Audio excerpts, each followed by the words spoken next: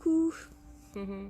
Jolie tribu, comment tu vas? Parce que ça fait quelques jours, voire quelques semaines, voilà, entre aujourd'hui et la dernière petite vidéo que j'ai fait ici même, dans cet endroit que j'affectionne beaucoup, voilà, qui est au bord d'un étang qui est tout à côté de chez moi, puisque j'ai la chance d'être à la campagne, vous savez.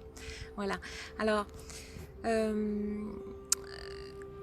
il vient, vous savez que je donne des consultations à distance, et dans certaines des conversations que j'ai depuis ces jours derniers, il est beaucoup question de peur, bien entendu, puisqu'il y a toutes les peurs souterraines qui ressurgissent là, bien sûr, qui repointent le bout de leur nez. Ça génère quand même aussi certaines hospitalisations, c'est quand même terrible hein, tout ça. Donc, mais c'est que ce doit être comme ça.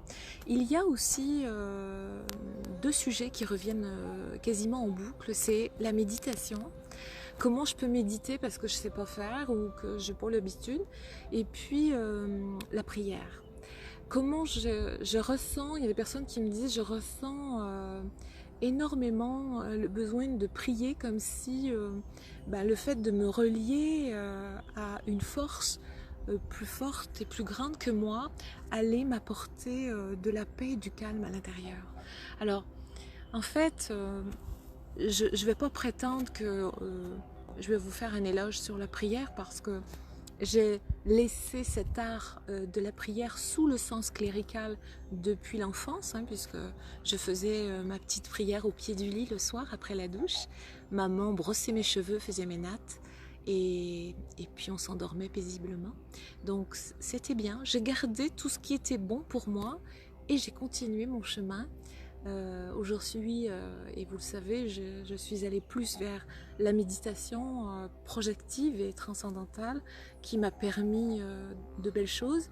En tout cas, je sais gré tous les jours à mon âme pour le chemin qu'elle me fait faire, parce que j'y puise énormément de tranquillité, de sagesse tous les jours. Et ça me permet d'aider aussi ceux qui sont dans la tourmente et le chaos à l'intérieur de leur cœur en ce moment.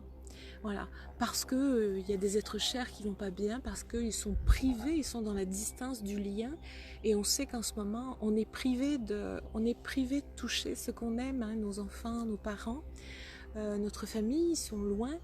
Et du coup, même si heureusement il y a ça, il y a le visuel, et heureusement ça c'est chouette, mais il y a un manque qui commence à se faire sentir. En plus on nous en rajoute une couche sur un prochain mois au minimum. Donc ça veut dire que nous allons chercher donc dans des ressources intérieures, peut-être parfois insoupçonnées. Alors moi j'ai pas envie de vous prier de croire à quelque chose, de tout ça, c'est pas du tout mon... Voilà. Mais par contre, quelque chose que j'utilise moi, c'est la prière intentionnelle. Et je crois que là-dedans, en fait, on peut en faire véritablement un outil au service de notre évolution, qui vient s'alchimiser à la fois entre notre esprit, notre cerveau cortical et notre cerveau cardiaque. Voilà, hein, tout ça, c'est un joli balai à longueur de journée. Et du coup, dans cette prière intentionnelle, eh bien, on rejoint bien entendu tout ce que la personne qui prie naturellement, elle prie Dieu ou son Dieu, peu importe les cultures, tout est bien, pour aller chercher un apaisement, une accalmie, en tout cas de quoi se sentir plus serein intérieurement, plus fort aussi peut-être. J'ai remarqué pour ma part, en tant que soignant, que les personnes qui étaient dans l'art de la prière, peu importe encore une fois telle qu'elles la pratiquent, leur apportaient beaucoup de paix intérieure. Voilà, donc je ne sais pas si c'est le cas de certaines personnes parmi vous. Pour ma part, je pratique cette prière intentionnelle un peu comme le font les enfants quand ils prient le Père Noël de bien vouloir apporter les choses sous le sapin le matin de Noël. Et en fait, là on vient chercher véritablement quelque chose de fort en nous, puisque notre inconscient ne fait vraiment pas la différence entre ce qui est là, ce qui est réel, que je vis maintenant, ce qui est complètement imaginaire pour moi. Et là, dans la projection, quand je travaille en projection, du coup, je travaille véritablement sur cet aspect-là. Et puis, on peut se dire que tout est permis. Donc dans la prière intentionnelle, c'est placer la gratitude au centre de ce processus.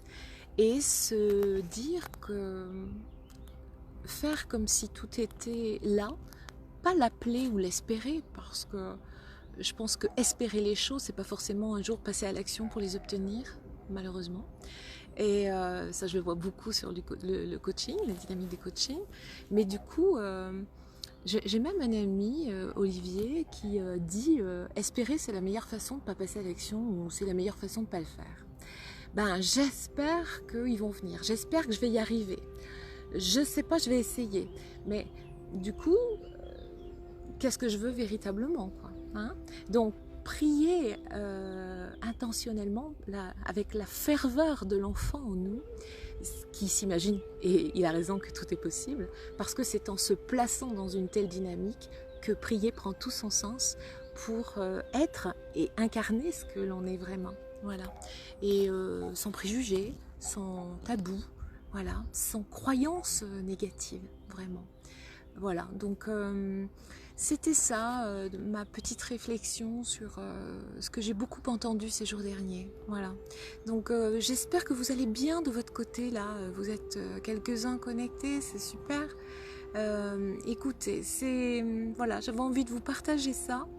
Je vais organiser pour la semaine prochaine un webinaire en ligne. Voilà, parce que on me dit que je me fais un peu trop rare, alors ok, je veux bien.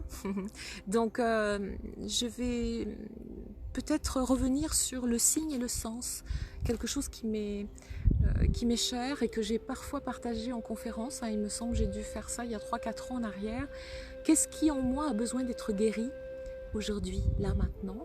Et là, c'est pas forcément une maladie, c'est pas forcément un symptôme, c'est peut-être une attitude, c'est peut-être une forme de pensée ou de croyance que j'ai besoin d'éradiquer, mais il y a un processus pour arriver à ça, hein. C'est sûr que quand on est englué dans la douleur, dans des pensées qui sont répétitives, qui sont parfois paralysantes, comme là en ce moment avec le confinement, hein, c'est très difficile. Donc là, il y a des outils qui peuvent être très intéressants. Donc si je reviens sur ça, j'ai envie d'organiser une petite soirée autour de ça. Tout est signe et tout est sens, hein, sur les événements que la vie nous envoie. Alors je ne sais pas si ça vous intéresse, vous me direz si ça vous botte qu'on parle de ça.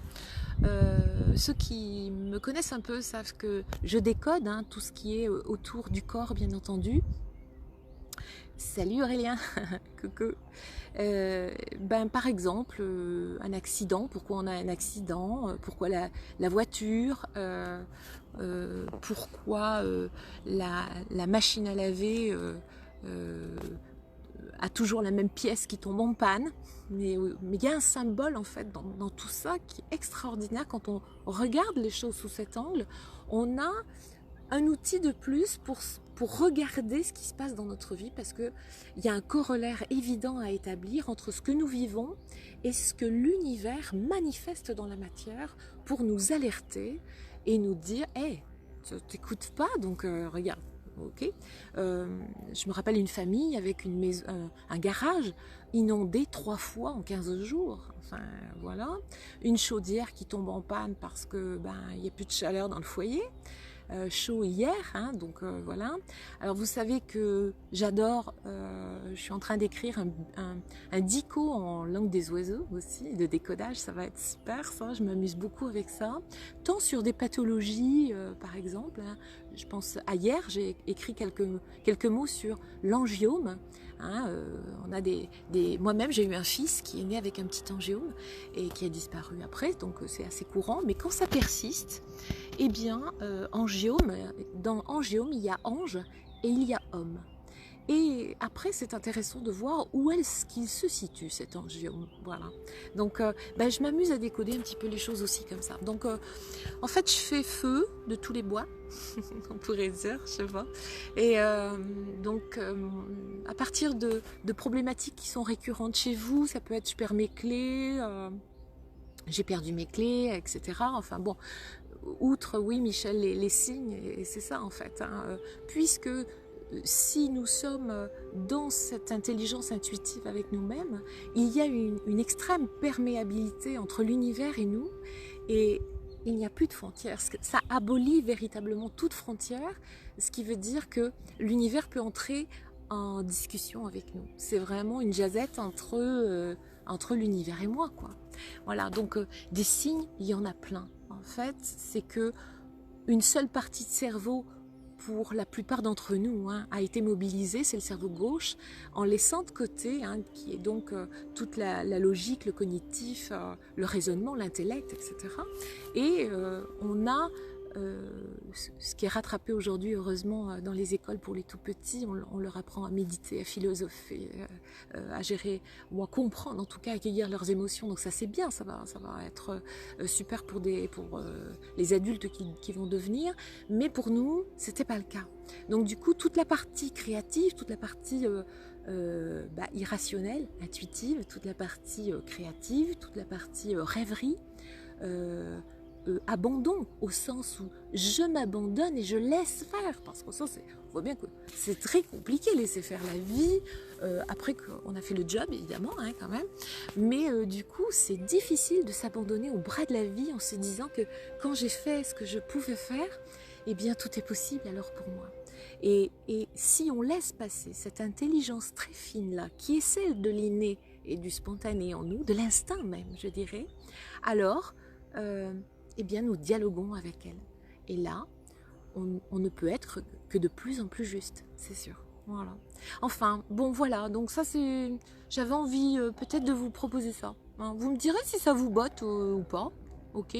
Et puis, est-ce qu'il y a des choses comme ça qui sont arrivées pour vous sans que vous en compreniez le sens? Voilà, ok? Et ben voilà, c'est ça le petit coucou pour aujourd'hui. Vous me voyez peu, je ne fais pas partie des gens qui se montrent énormément. J'ai pas envie, puis j'ai pas besoin. Et parce que j'ai pas envie de vous saouler tous les jours là. Ça va. C'est bien comme ça. Allez, je vous embrasse. Hein, prenez bien soin de vous. J'espère que dans chacun de vos foyers tout va bien. Prenez soin surtout de respirer la vie parce que elle est belle. Elle est belle. Voilà.